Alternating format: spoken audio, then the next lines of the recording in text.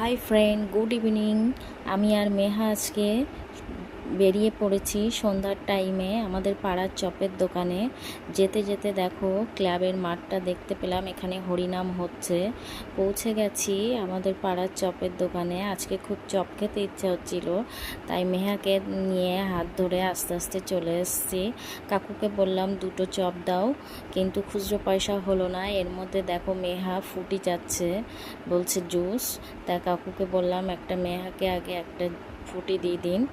তারপরে সব কিছু নেওয়া হয়ে গেছে, দেখো নিয়ে নিলাম চপ আর মিষ্টি। এখানে এসে মিষ্টিও খেতে ইচ্ছা হলো, তাই ভাবলাম দুটো মিষ্টি নিয়ে দেখো চলে যাচ্ছি আমি আর মেহা নাচতে নাচতে বাড়ির দিকে। হাতে দেখো সব ভরা নাইটি সেলাই করতে দিয়েছিলাম, সেটাও নিয়ে নিয়েছি, আর মিষ্টি আর চপ নিয়ে নিয়েছি। দেখো সেই যে পেছনে আলো দেখা যাচ্ছে, ওখানেই আমাদের বাড়ি। যেতে যেতে রাস্তায় দেখো দুটো গরু ঘাস খাচ্ছে সন্ধ্যের টাইমে। এখন ঠান্ডা ঠান্ডা ওয়েদার, মেহা তো দেখে খুব খুশি হয়ে গেল। ও খুব গরু, ছাগল, কুকুর, বিড়াল এসব খুব ভালোবাসে। মেহা দেখো গরুগুলো তাড়াচ্ছে, বলছে হুস হুস সরে যাও, আমরা যাব রাস্তা দিয়ে।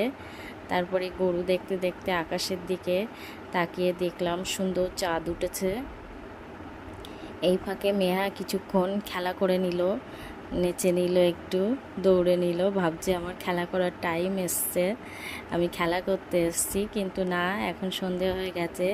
তাই মেহাকে বললাম গরুগুলো তাড়াও। গরুগুলো সরে যাওয়ার সঙ্গে সঙ্গে মেহা দৌড়ে চলে আসলো আমাদের গলিতে।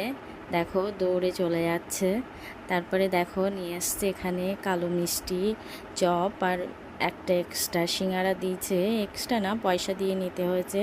ওইগুলো খাওয়া দাওয়ার পরে মেহাকে নিয়ে পড়াতে বসেছি। দেখো এখানে মেহা নতুন পেন্সিল ধরতে শিখেছে, আর আজকে মেহা কালি মেখেছে, যার মধ্যে নখে